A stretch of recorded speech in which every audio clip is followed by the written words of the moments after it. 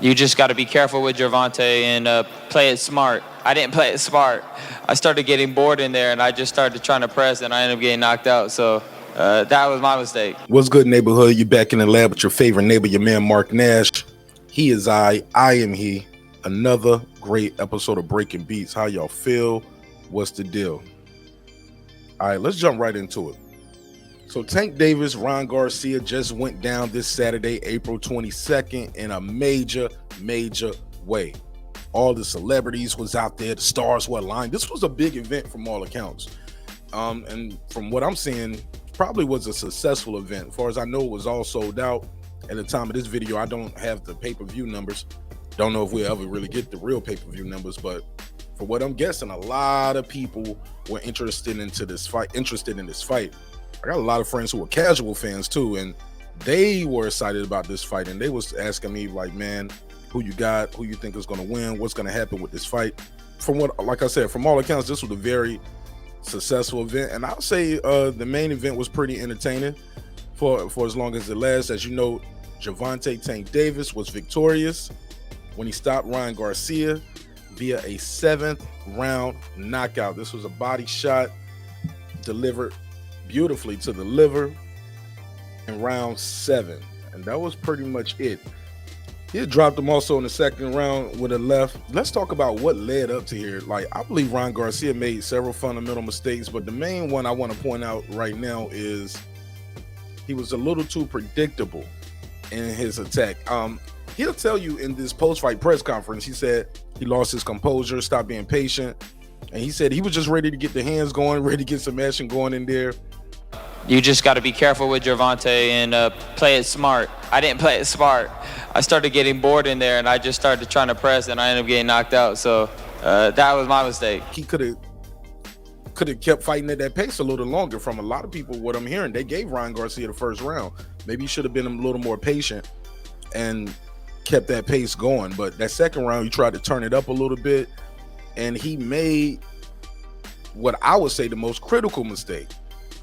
He was too predictable, too repetitive with his attack. He made the exact same mistake that Leo Santa Cruz made. As you remember, October the 31st, 2020, Tank Davis fought Leo Santa Cruz, where he knocked him out via a left uppercut. In the build-up to this fight, Tank Davis was on All Access, and he was describing the knockout. And he said it was one of his favorite knockouts, actually. And he said, hey, look, he kept throwing the same shot. He threw it 3 times. Why would you throw it 3 times? He didn't feint or anything.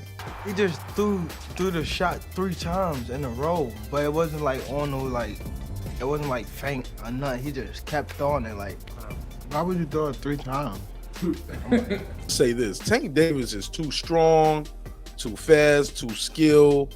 Got the twitchy muscles. His ring IQ is too high to allow mistakes like that to go unpunished.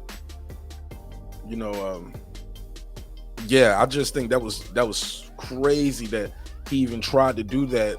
I'm sure you watching the All Access, he literally did the same mistake Leo Santa Cruz made. He did what Rolly did, abandoned his jab, gave up his height, just walking in. And as I told you guys in the immediate reaction when we did the video, shout out to everybody who pulled out for that as well. Tank Davis has been fighting bigger guys his whole life. You're not going to beat him in there trying to just bully on him. You're about to run into something. He's setting that trap for you. He's the small guy, and he gets even smaller. So in the third round, Ryan Garcia, again, leading with the left hook. Tank Davis, smaller, making himself even smaller, getting under that left hook. This time, instead of delivering the left up top, he delivered right to the body.